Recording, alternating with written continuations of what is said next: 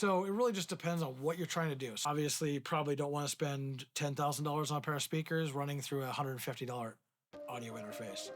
Doesn't make a lot of sense.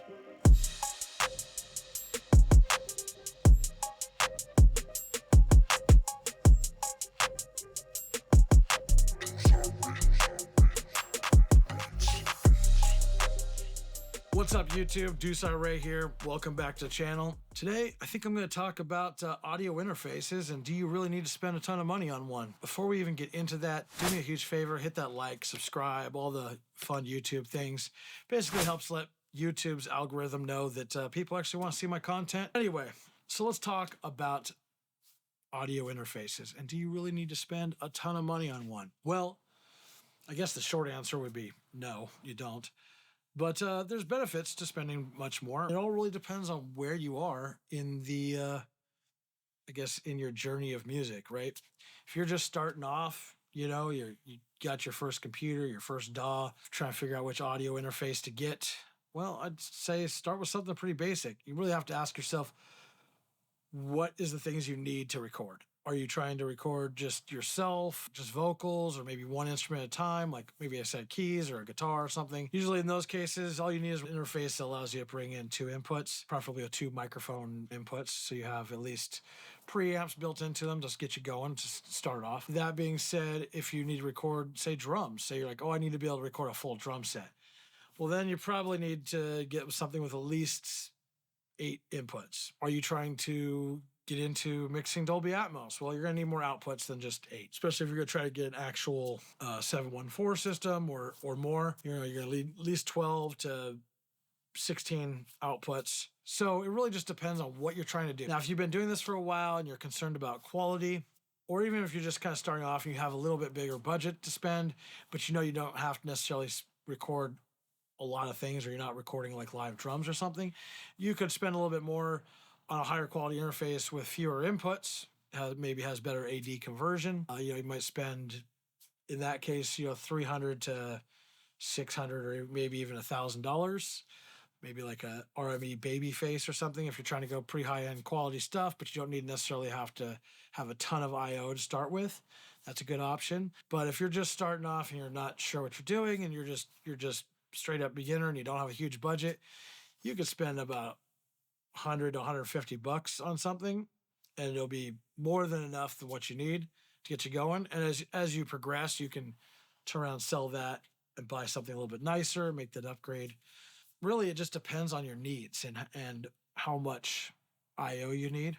For me personally, I've over the years I've grown. Right now, my main interface is this guy here, the Studio Live 32S.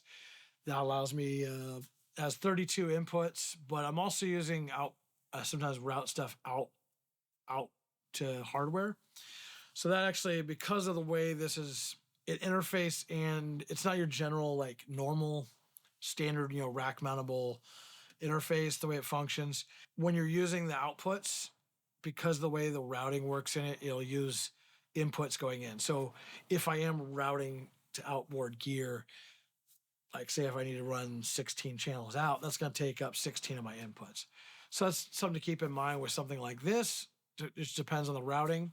Now, if it was like an RME or even a Focusrite or, those have their own independent ins and outs, but they also don't have a mixing console. So just kind of you're weighing your options, right? So, and then you can get into higher end stuff for like AD conversion, like DACs and stuff, where you have very specific high end converters, where you can tack that on to, say, interface through digital connections, either through SPDIF or ADAT, to give you a higher end conversion, analog to digital and digital analog with specialty converters. And if you're doing that, you're talking about probably converters that are going to run you $2,000 or $3,000 just for the conversion, and not necessarily you're going to get some I/O with it, obviously, to be able to go in and out.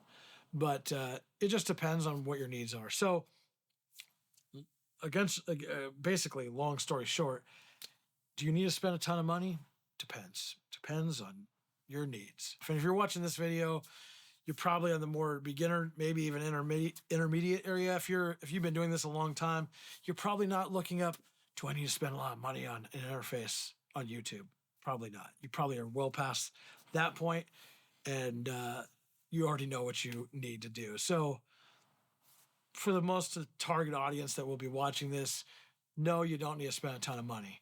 Can you gain benefits and sound quality and whatnot from spending a little bit more and making those upgrades? Most definitely. There is significant improvements when you start stepping up, in the depth of the sound.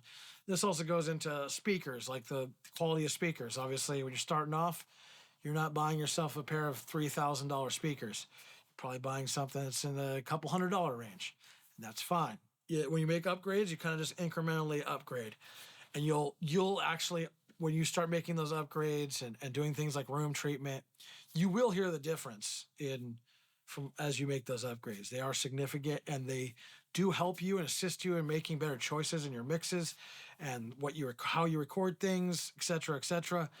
So is it a waste of money to spend more money? Definitely not. Obviously, you probably don't want to spend $10,000 on a pair of speakers running through a $150 audio interface.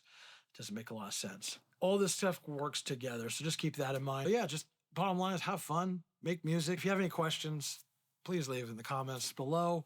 If you're new to making music or you've been doing it for a little while and you need a music distributor, you need to put your music on platforms out there besides, SoundCloud. If you want to get your music on all the major platforms, you can use a distributor like DistroKid. I have a link in the description. If you use that link, you do save some money on your first year, and it helps the channel out. Appreciate if you check that out when you're ready. And check out some of my other videos. Appreciate it. See you in the next one. Peace. Don't forget to subscribe.